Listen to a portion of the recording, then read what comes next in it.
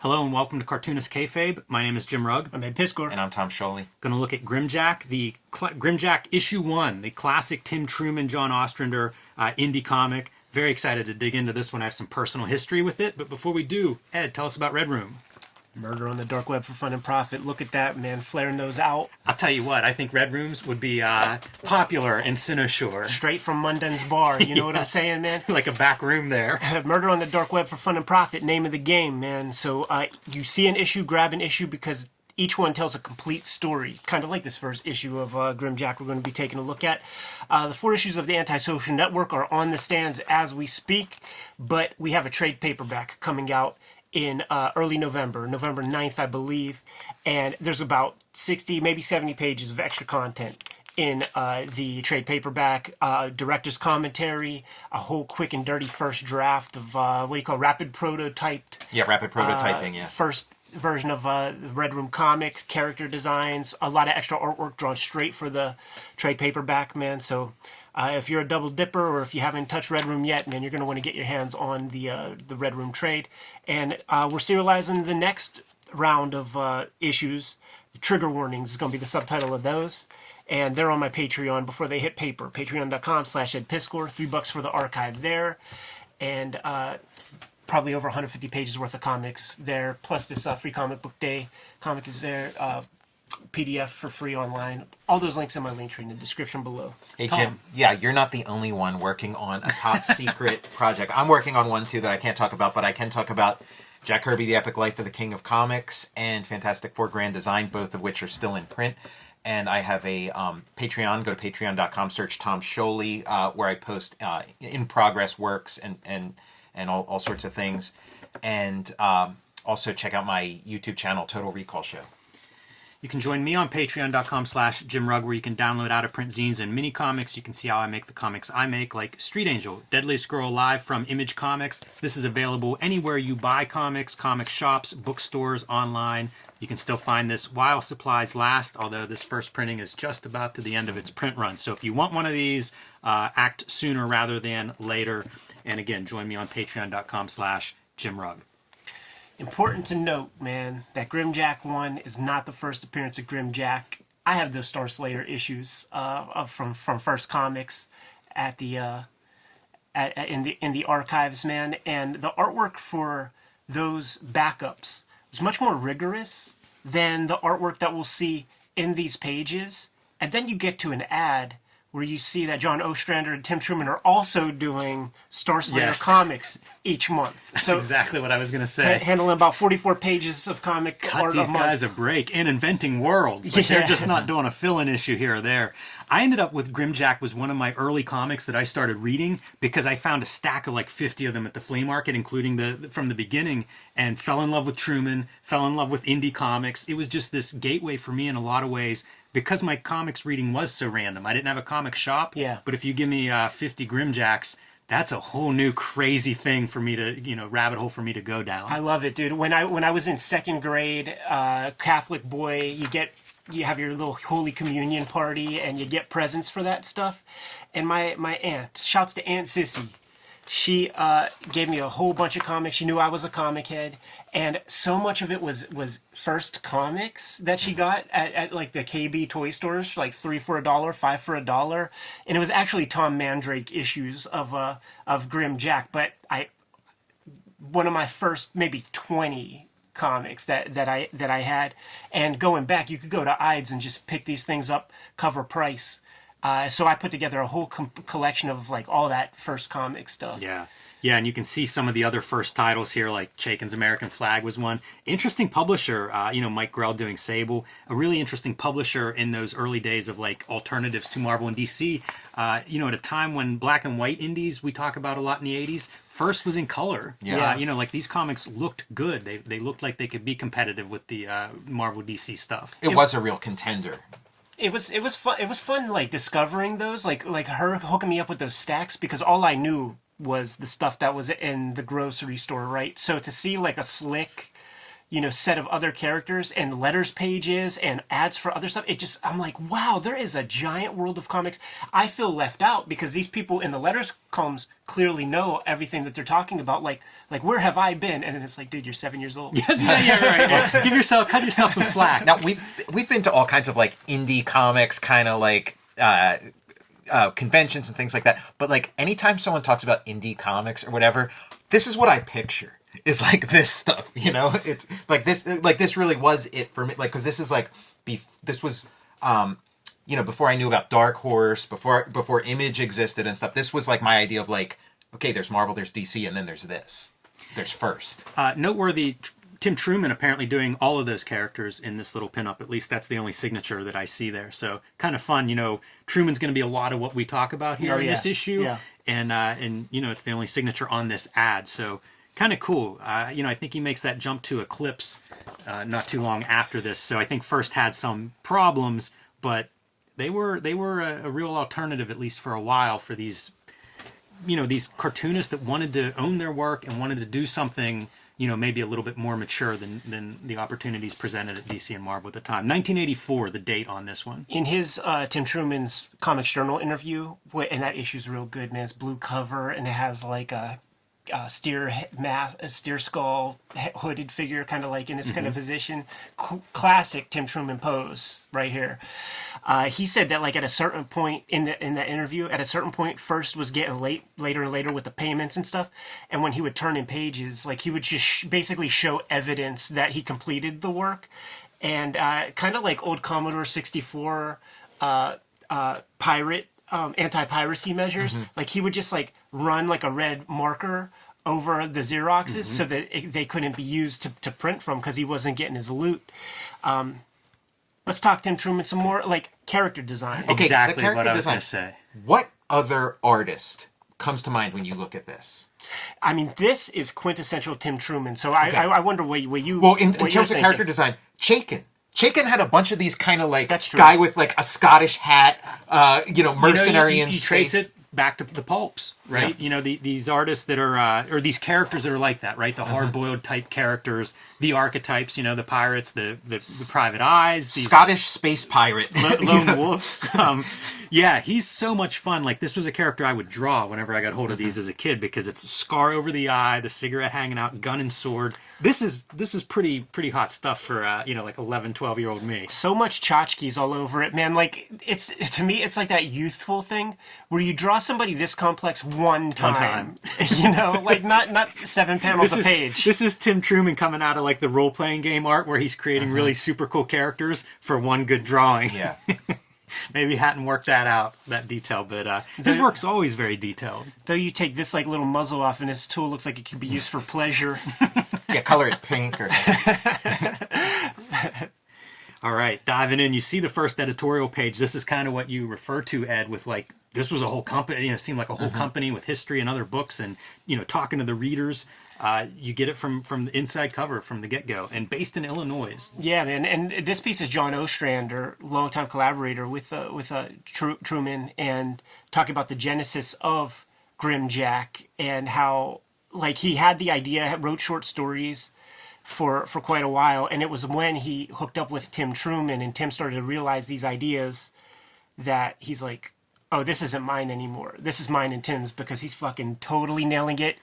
Ostrander's idea for this was to marry hard-boiled detective with sword and sorcery. Yes, I was going to say hard-boiled barbarian. Yeah. It's a good description. And you can see the Tim Truman, it feels like this character embodies Tim Truman and what you would see throughout his career, so it makes sense that as soon as Ostrander hooks up with Truman, the character really becomes the character. When you have a writer with real vision, and that writer with vision gets a hold of an artist who has vision, that writer has to check in and ask a homeboy, what do you like drawing, man? What kind of stuff is floating around in your portfolio?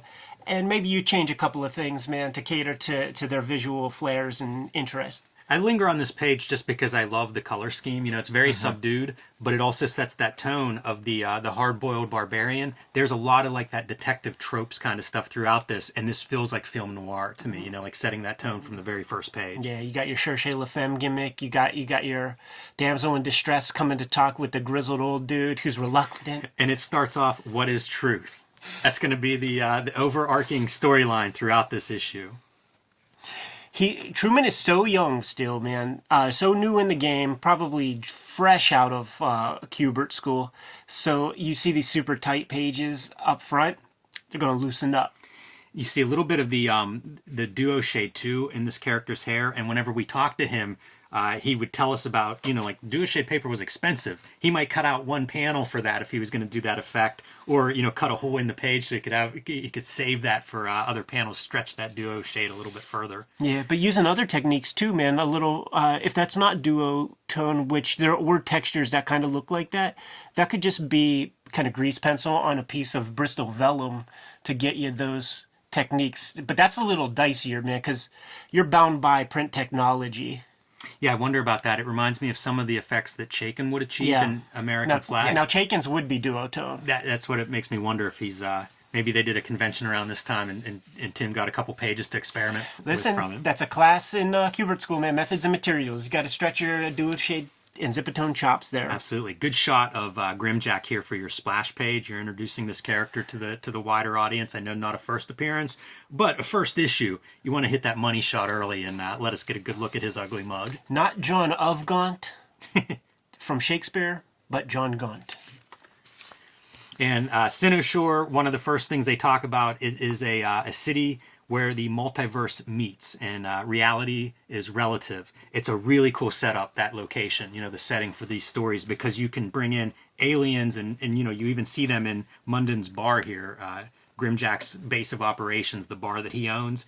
But this kind of setup of Cynoshore, it's perfect for a comic, for a sci-fi comic.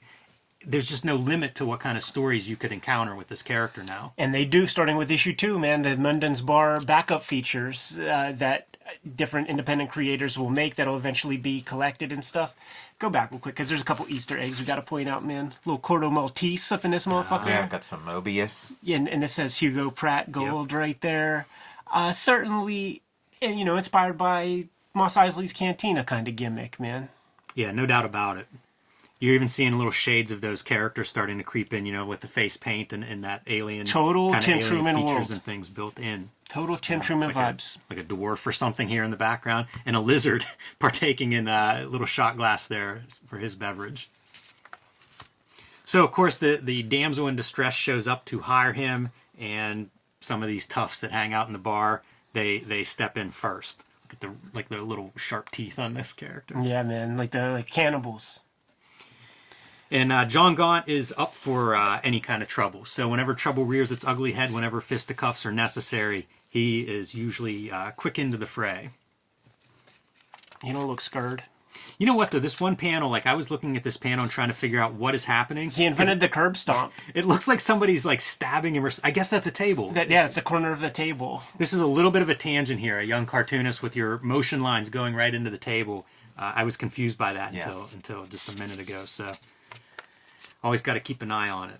But we get through that little intro fracas, and we get to hear, like, what's going on, what she want to hire John Gaunt to do. And that's your classic detective kind of story setup. Absolutely, man. But we're going to go, you know, like, that's Black Mask detective stories from those magazines. Now we're going to go Weird Tales and have the ghost caught in perpetual loop motif from those kinds of pulp stories. And this ghost in question is the daughter of, you know, some grand political figure dude and his wife. She killed herself, man. She took some of that Daredevil. Oh, well, actually, we don't know that yet. Yeah, and that's a fun part whenever we get to what that is. But her husband is, he's the finance minister, and they kind of explain his role in this city. It's more world building. Yeah. It's an integral part of the plot and everything, but it's a chance to do two things with this character. Yeah. Yeah, they build a really cool world, man. Also, by the way, man, the John Workman lettering is real sexy. I love the fact that it's bigger. Certainly, to like my eyes as like a little kid, seeing just bigger lettering felt easier to read. It's part of that what looks professional. You know, I mean, Workman was probably doing Marvel work at this time as well. Oh, definitely. He was doing stuff with Simonson and shit. But there are like little professional strokes required on his part to just get all of the verbiage in there. Like he has to go beyond the panel borders to get a couple of words in there, and then you have to make that tough call of going over some Tim Truman art to get the words on the page. Like Tim Truman's doing his best to try to like leave some room for dialogue, but pretty fun whenever how the art interacts with the word balloons. Like here we see Gon's chin and cigarette just over the balloon a little bit. Pretty good stuff. Fun coloring ideas too. Yeah. The colorist isn't on autopilot. It's like this. This face isn't the same color as this face. The same like they're making decisions. And it does. I mean, I keep saying this pulp part, but in some ways, like this is Sin City a decade ahead of time. Mm-hmm. The dialogues that are running along in the narration, and there's your Star Slayer ad, Ed, with John Ostrander and Tim Truman on art. Same exact creative team. I think I picked up a few of those at that flea market too. Like this guy had some first comics there, not just Grimjack. I lost a tub of artwork that was all my copying of stuff, and copied some Star Slayers, man. Copied some Tom Mandrake Grimjacks. Such an inventive visual artist, man. Tim Truman is. Sinishore's University. He's paying a call to where this girl committed suicide, and her ex-boyfriend, an athlete there, is the first stop. This guy's training to be a fighter, and so you imagine, top of his game. The funny part is he's doing like weightlifting, and he's up to like 134 on his rep count. So ridiculous. Yeah. Makes me wonder if John's ever lifted a weight. If you've seen photos, doubtful. Yes. But here we get our first taste of like what happens with a more formidable foe. Fight's a little bit dirty. Yeah, especially with like all this like stuff, theatrical, Shakespearean gimmicks all over. It is a lot of costume. Yeah. Leaves him hanging upside down in case he wants to come back. Doesn't think he got the full truth from this guy. So they got enough answers to go on to their next stop, but just in case he needs to come back for more, he's gonna leave him hanging there. And some of the truth is that the chick is a dust head, man. Yes. They were tweaking. Yeah, and this is do they explain that drug here? I don't want to step on stuff. It comes later. But the explanation is really good. Yeah, that Candyman will explain it. And it leads them back to the woman's ex-husband, the Minister of Finance, the father of the suicidal girl. Chekhov's advisor. Don't introduce him in Act 1 if he doesn't pay off in Act 3. The only bummer here, we're going to see this character show up as a giant. You don't get that here. We need a shot of him, next to the finance minister or next to Grimjack to illustrate to us like what a threat this creature's going to be. Well, there goes a little bit right there for you. That's fair. Before we get there, the current finance minister's wife, this alien. More so you world get some building. description of that alien race, and she exists in 2 dimensions at once at all times. Kind of fun stuff. Just sci-fi stuff. Yeah, this is comics this is kind of like mainstream comics for the 80s, man. And it's a shit that we were into. That was part of the zeitgeist at that moment, A lot of Star Wars influence, like alien definitely. species, all that kind of stuff. I really like the coloring job. Here again, we've seen his figure grayed out a couple of times. That's a very restrained move, and you see your directional device of like saturated, 100% saturated yellow here next to the gray Grimjack. Great way to create. This is where we should be looking. A little better paper than newsprint, and you could never get away with this kind of color on like a Marvel DC newsprint comic. That would just look like a straight up turd. Notice the 3 staples. They're really trying to produce a quality product here. How do we improve on the comic book format? It's the staple. the seps are better. Like you don't see the measles. It's true. Yeah. You're not seeing those dots at all.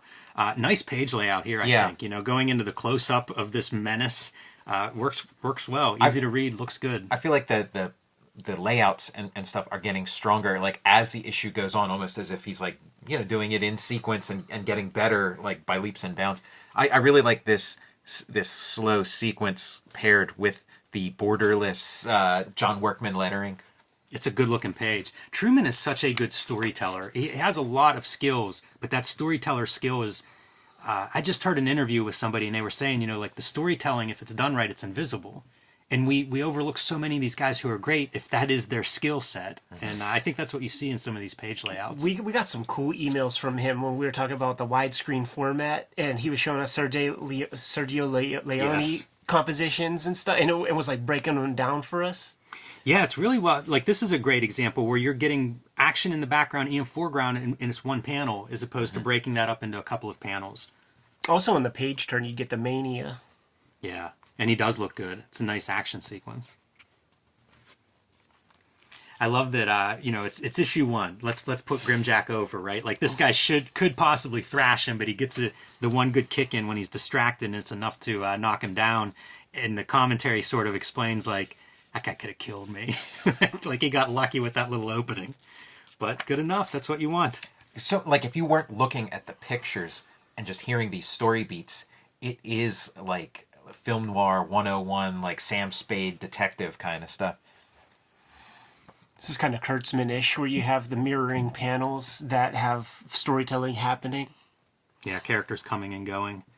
Talking about loneliness in the middle of this quest for the truth. And, the detective has to make time with the damsel in distress. So the hot tip leads them to this scumbag drug dealer criminal. This guy's sort of head of vice here, at least in this bad neighborhood. And John begs her not to come with them. Like, this is a dangerous spot even for him, let alone trying to take care of her. But she insists. Yeah. And, talking about the truth stuff, you get these lines like, that's an obscene lie. Keeping with the theme of this story. And the obscene lie is that the daughter that killed herself, man, she was tricking and got behind the 8 ball, and the drugs that she was taking, it's like there's a conspiracy theory about that Chantix anti-smoking drug that has suicidal ideation as one of the side effects. And the conspiracy theory is like, if you get off Chantix, it ramps up the suicidal ideation. Oh, wow. and people have done harm to themselves while off that stuff. Conspiracy theory. Chantix, do not come after us. Yes. Right. These are not our views. No. We get to hear about this drug and how addictive it is. Like, essentially, once you're addicted to it, there is no way to break free. If you stop taking it, you kill yourself to stop the pain. And what we're getting here is, you get to the daughter, now you have influence over the Minister of Finance. And because of the location of this city, you're dealing with alien races, different dimensions. Wars will happen over any kind of shenanigans there. But, of course, the Vice is going to go after that. Yeah.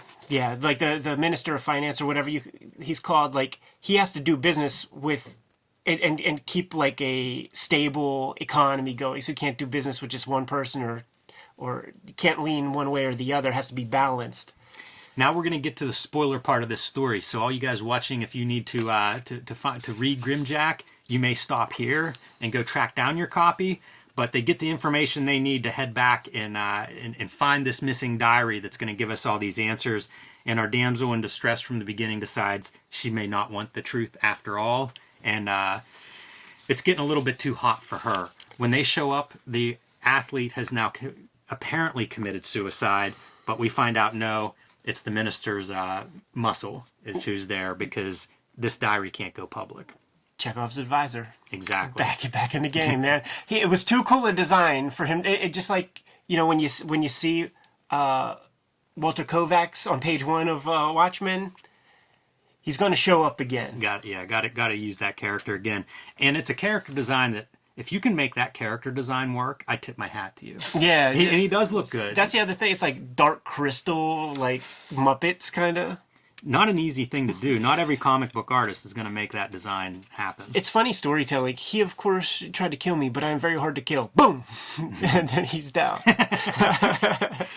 Foreshadowing. Though. Irony. Yes. Down but not out, right? Yep. He comes back. There he is. And we see Grimjack is giving his narration of what's happening. He's getting too old for this stuff. In order to push her out of the way and shoot back, he ends up taking one in the shoulder. He's just getting a little bit slower. He would have been able to do that in his prime. Got to have a little kryptonite. Can't be Mary Sue. As the bad guys circle in and almost have him close. Talk about Sergio Leone. Like, doesn't that feel like a Western of those guys coming in out of the sun into the saloon? And the guy who's hard to kill, he really is hard to kill. Yeah, it's another one of those beats. Exactly. And he just looks zombified there almost. But it works. I am very hard to kill. But then here, go back. I like to imagine young Steven Seagal reading this and making notes on his future. And then, storytelling stuff, right? So you see electric sockets, you see some industrial gimmicks he's coming out of with a big danger sign above. That's going to pay off.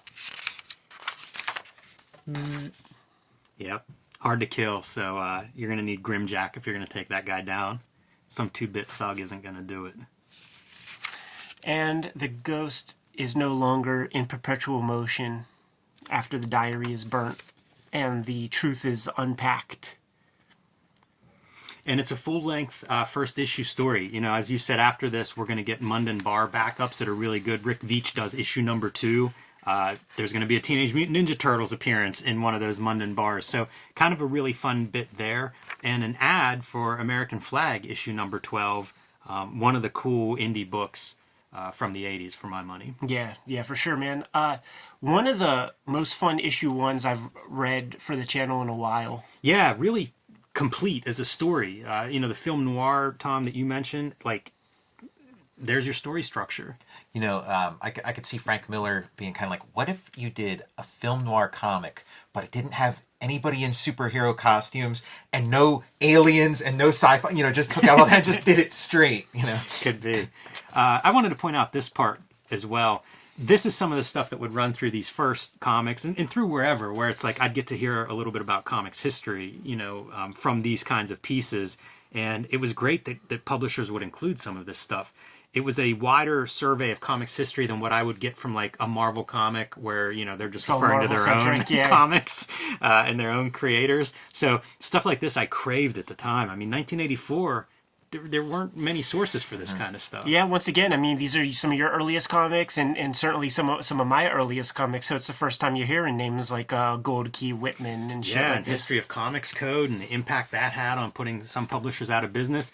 It informs how I think about putting together comics today, where it's like, oh, I've got, a couple of pages of blank in the back. What do you put on them? Got to do something. Add some value there. Absolutely, man. These are magazines Yes. we're making here, man. And I don't know if this will be the last Grimjack magazine we take a look at. It's a fun fucking comic. It definitely is. And it's certainly one of the reasons I'm a Truman fan. Well said, man. More Truman comics in the future. Kayfabers, like, follow, subscribe to the YouTube channel with the bell. We'll notify you when new vids are available. Jimmy, what's out there? Join me on patreon.com/JimRugg, where you can download out-of-print zines and mini comics. I've got about a dozen of them available. You can see my original art, scripts, how I make the comics I make, like Plain Jane's and Street Angel, on patreon.com/JimRugg. Tom, what's the word? There's Jack Kirby, The Epic Life of the King of Comics from Penguin Random House, and there's Fantastic Four Grand Design from Marvel, and check out my YouTube channel, Total Recall Show. Red Room Comics, Out in the Wild, The Antisocial Network, 4 issues on the stands as we speak, with a trade paperback forthcoming November 9th, man. Get those things while they're hot. They are going quick, fast and furious. Or hit up the Patreon, patreon.com/EdPiscor. $3 for the archive there, and we're serializing the next wave of issues called Trigger Warnings, man. Over 150 pages at this point.